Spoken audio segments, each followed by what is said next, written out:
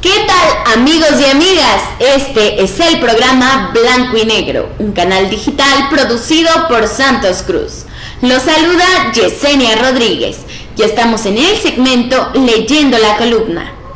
Leyendo la Columna es un espacio para poder comunicarnos a través de la opinión del periodista oaxaqueño Felipe Sánchez Jiménez.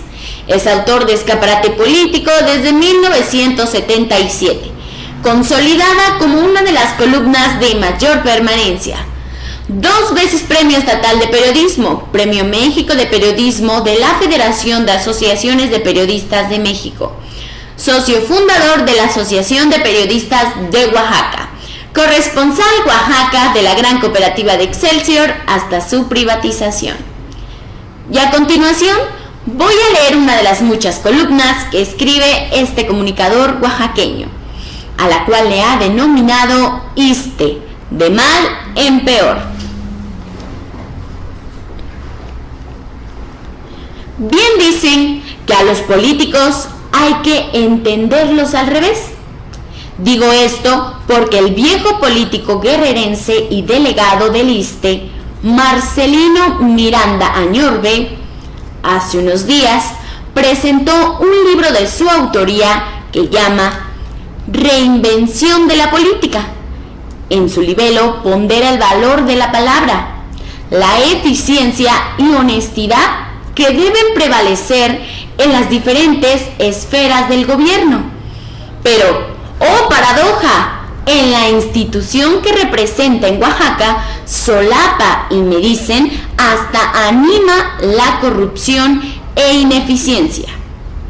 El señor Miranda, por esas prácticas nocivas de la política del amiguismo y favoritismo, es desde hace más de 3 años delegado del ISSSTE en Oaxaca. En este tiempo, esta institución ha caído en la eficiencia de servicios que van del más a menos. Como exdirigente del Sindicato de Trabajadores del ISSSTE, sus compañeros pensaron que como delegado iba a mejorar los servicios, pero hace lo contrario. En varias ocasiones he puesto en el escaparate la serie de fallas en este instituto, cuyo hospital Presidente Juárez alcanza el mérito de ser primer lugar en enfermedades nosocomiales. En mi entrega del 15 de marzo del año pasado, dije que a ni qué extremo llegaba el descuido del delegado del ISSSTE, que ni siquiera estaba enterado que el hospital regional ocupaba el primer lugar. Sí, tiene la corona, pero ¿saben de qué? De todos los hospitales de este instituto en el país, es campeón en la tasa de infecciones nosocomiales, también conocidas como infecciones relacionadas con la deficiente atención médica en hospital. Impasible. Es tal indolencia del delegado que, después de casi 2 años, el problema persiste. Soslayó las denuncias y críticas mediáticas y del personal médico. Esto ha provocado que trabajadores sindicalizados del ISSSTE tomen medidas de presión para decirle al señor Añorbe, si no funciona, renuncie. Por lo pronto, los trabajadores del hospital Presidente Juárez le piden la renuncia al director Carlos Domínguez Pérez, dado que el delegado no tiene autoridad moral para atajar las deficiencias porque él mismo, con su actuación, las promueve. El conflicto ha cumplido 6 días y las protestas siguen. Los sindicalizados advierten conseguir la misma estrategia del magisterio, es decir, radicalizar sus acciones si el delegado sigue con su complicidad, y también pedirán que se vaya. Explican que dicho hospital tiene un presupuesto de 120 millones de pesos anuales, pero el delegado maniobra para desviar unos 80 millones para pagar lo que más le deja. Las subrogaciones. Sospechan que Añorbe incurre con convivencias desde el momento en el que ese dinero beneficia solo a 3 clínicas privadas. Otro otros números que generan sospechosismo lo explican los trabajadores. Dicen que desde hace 2 años iniciaron la reconstrucción de quirófanos y otras áreas, pero es la hora que no concluyen. Aunque el ISSSTE aprobó presupuesto de 200 millones de pesos para tales obras, el delegado y funcionarios allegados dicen que solo recibimos 89 millones de pesos. Susana Espina, vocera del sindicato, explica que la corrupción llega a todos los niveles directos de esa institución. Explican que la complicidad del delegado con el director Carlos Domínguez es evidente. Lo protege y por eso este no se ha presentado a laborar. Argumenta que está enfermo, pero los empleados los ven despachando en oficinas alternas del área de prestaciones. Simulando que está contra la corrupción, Miranda Ñorbe les ha pedido un mes de plazo para resolver la situación. Tenemos que sea una estrategia dilatoria solo para desgastar el movimiento. Posiblemente ya le prometieron un cargo en el próximo gobierno estatal y solo espera el momento para emprender graciosa huida. Alerta. Mi directo amigo, líder moral de la Federación de Asociaciones de Periodistas de México, Teodoro Rentería Arroyabade, pide a todos los comunicadores del país estar muy alertas ante el golpe bajo que pretende asestar el Poder Judicial Federal contra la libertad de expresión. Así lo explica Teodoro.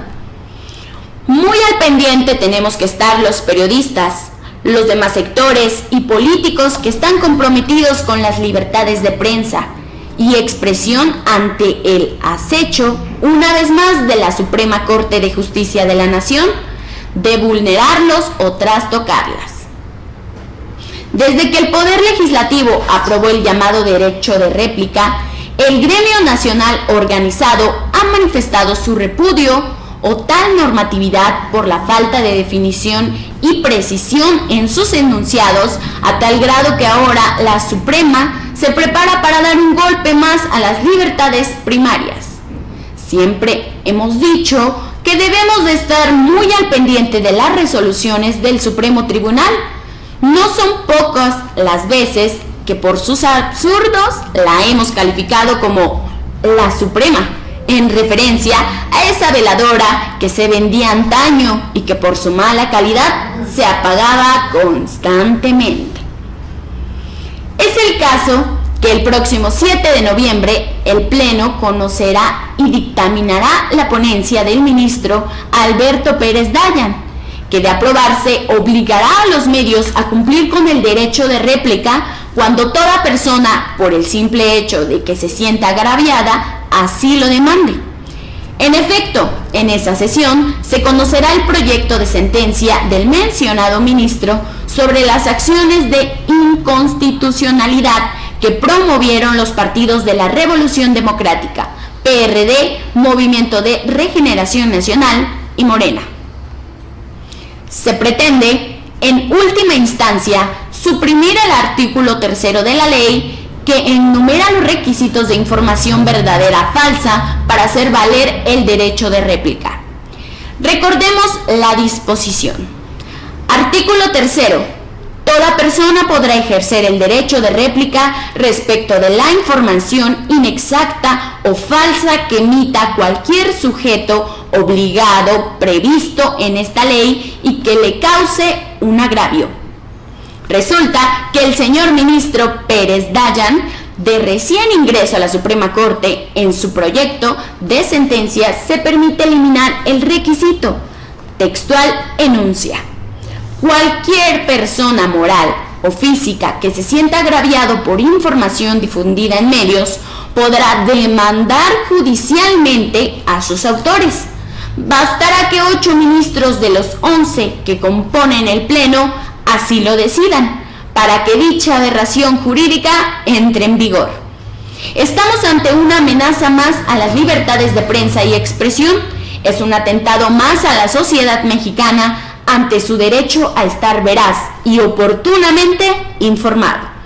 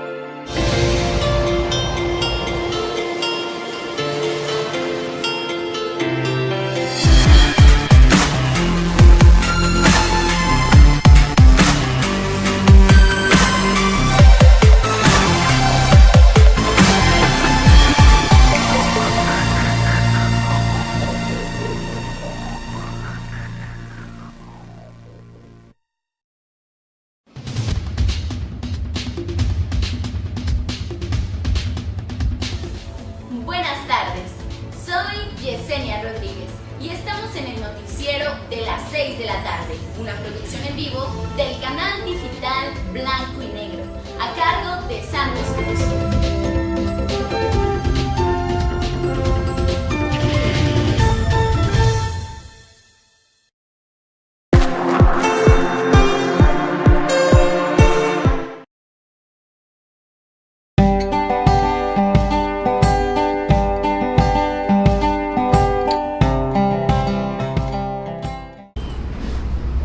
Y continuamos en este espacio de opinión que es un vínculo para estar en comunicación a través del periodista oaxaqueño Felipe Sánchez Jiménez. Es autor de Escaparate Político desde 1977, consolidada como una de las columnas de mayor permanencia. Y a continuación voy a leer una de las muchas columnas que escribe este comunicador oaxaqueño, a la cual le ha denominado Amenazantes. Con todas las de la ley, Alejandro Murat Hinojosa ya es gobernador electo. El próximo 1 de diciembre entra al relevo en una de las peores etapas de convulsión política en Oaxaca. A poco más de un mes para asumir el poder, dicen sus allegados, ha tenido que entrar de lleno y muy adelantadamente a las negociaciones con la insaciable bestia Cártel 22. Los capos del magisterio saben que es el momento de mostrar el músculo con las arterias que sobre desestabilización política han abrevado durante 36 años. Saben que es tiempo de saltar a la nueva fuente de poder. El pretexto es que Gavino no cumple con todo lo que nos ofreció Miranda, hoy flamante titular de Sede Sol. La semana pasada abandonaron la mesa de negociación con el nuevo YEPO. Su enojo fue porque no les autorizaron el pago de unos 500 comisionados y a los casi 6,000 regularizados, que son los activistas profesionales contratados por los capos como maestros. Se quejan que tampoco les cumplen cosas tan absurdas como lo que ellos llaman bilateralidad. Esto significa que les vuelvan a entregar el YEPO para poder designar funcionarios de alto nivel, vender plazas, ascensos, cambios y todo lo que hacían en el viejo YEPO antes de su rescate en julio del año pasado.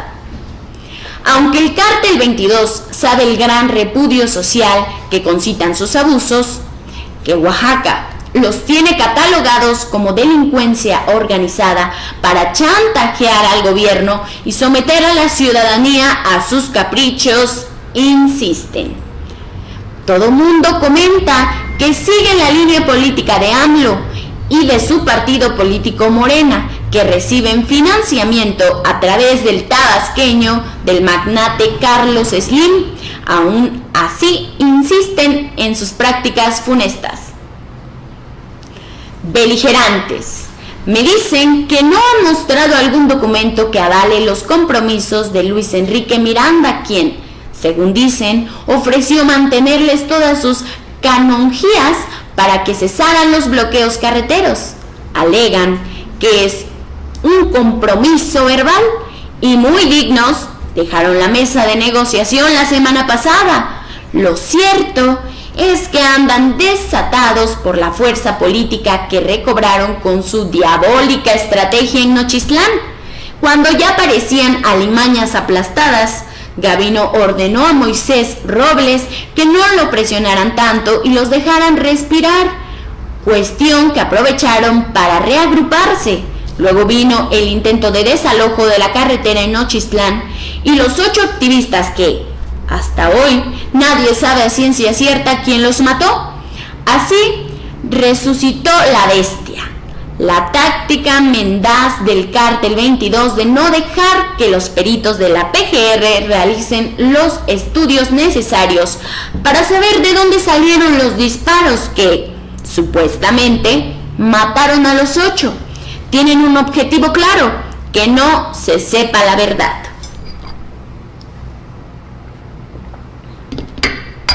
Como se dice, han levantado la cabeza. Lo saben bien los capos y van por el resto. Saben que Gavino ya no tiene capacidad de maniobra y taimados van a rendir pleitiza al nuevo Tlatoani y a pedirle, obviamente, pero no van con la espada desvainada. Si hace 6 años encontraron en la alianza paz y progreso, la oportunidad de seguir mandando la ubre presupuestal, hoy tejen otra alianza. Con gran socarronería ya jalaron al Cártel 22 a los más beligerantes dirigentes de los sindicatos y que en este momento andan agitados ante la corrupción de ineficiencia de las instituciones. Su intención es vender al nuevo gobernador su capacidad de convocatoria para seguir con su acostumbrado chantaje. Así que, después de las fiestas de muertos, estallará la nueva embestida, no contra el gobierno que finalmente negociará con los capos Cártel 22, sino contra Oaxaca. Pésimo Congreso.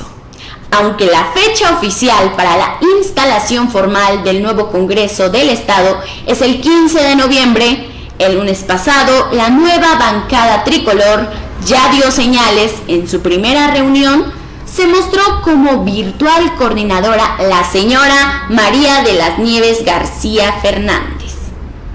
De acuerdo al programa consensado entre los diputados, el próximo día 30 irán al Palacio Legislativo para echar, literalmente, de sus curules a los integrantes de la 62 legislatura, considerada la más onerosa e improductiva en la historia de Oaxaca.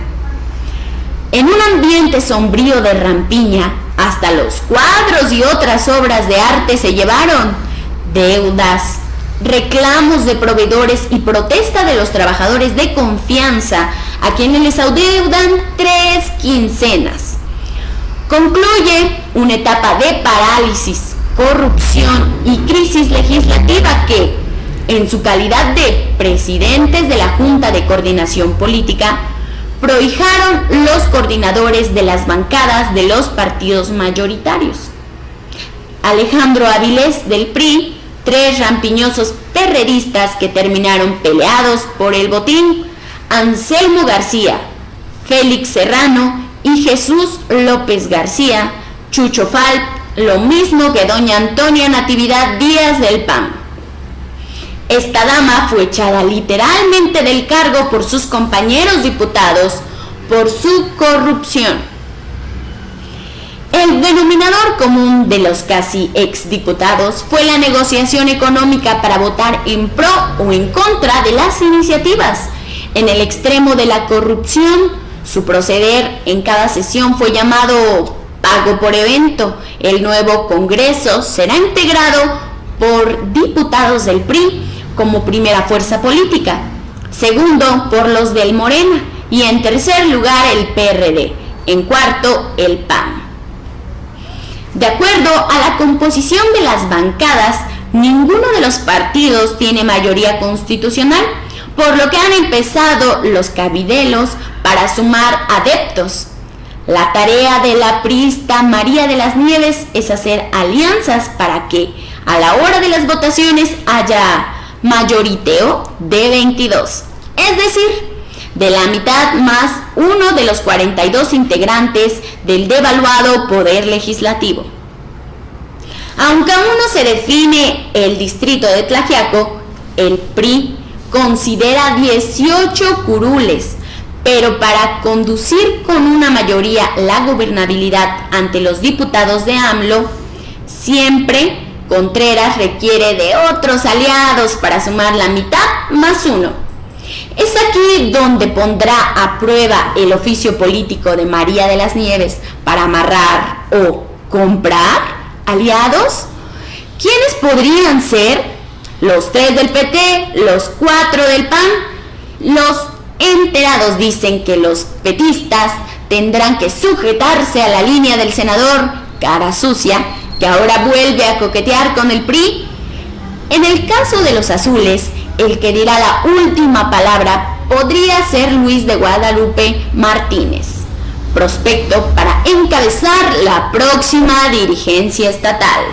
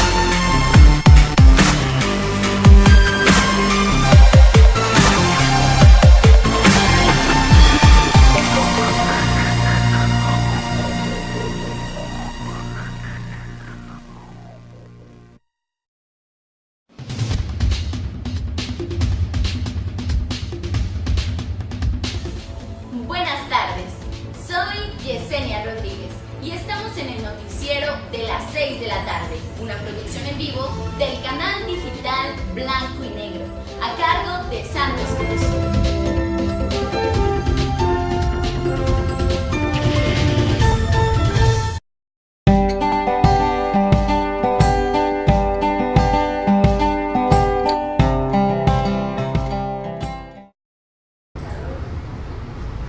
En la columna de Escaparate Político, que es escrita por el periodista oaxaqueño Felipe Sánchez Jiménez, emite su opinión en torno a la forma en que los señores del transporte público hacen de su trabajo un negocio en las concesiones. También se refiere a la conducta del perredista Hugo Jarquín. Pero le invito a que esté enterada del contenido de esta columna, la cual Felipe Sánchez le ha denominado taxismo clientelar. Cuando se frotaba las manos traficando a diestra y siniestra con las concesiones para transporte público en todas sus modalidades, al panista Carlos Moreno Alcántara se le apareció el diablo, pero no el de Tasmania, Flavio Sosa, quien anda feliz con sus flotillas de taxis y mototaxis, vio a Lucifer cuando la CTM decidió mostrar una pequeña parte de su poder de movilización.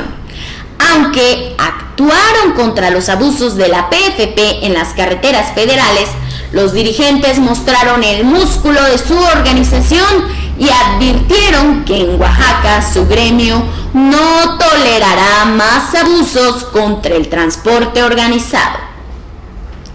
Sitiaron ayer la ciudad totalmente, aunque su principal petición fue contra las disposiciones y abusos de la policía en carreteras.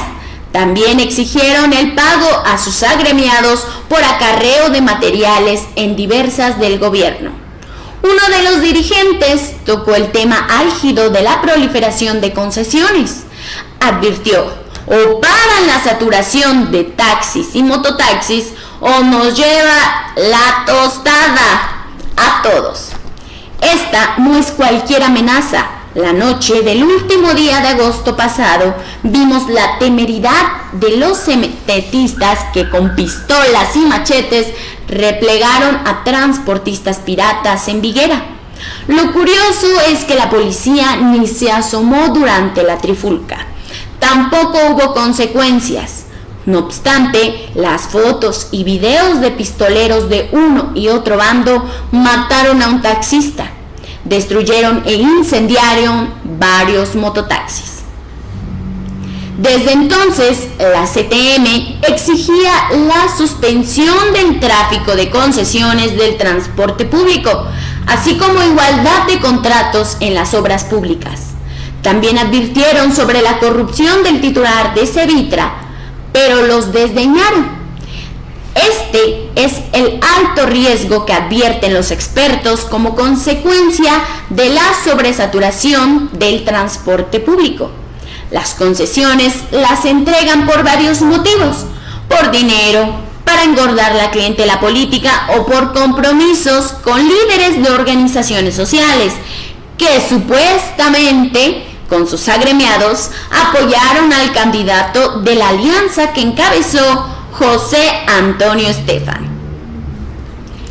En las propias oficinas del Montejado Libretón están sorprendidos del multimillonario negocio que significa el reparto de concesiones.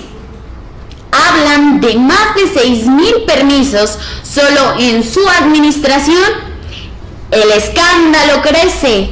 Hasta empleados de Sevitra hacen apuestas sobre la suerte de Carlos Moreno al fin del sexenio.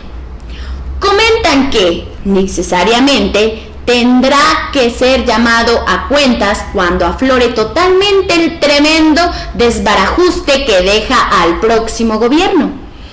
Es una bomba de tiempo que alguien debe desactivar urgentemente, dicen los expertos de la misma Secretaría de Vialidad y Transporte.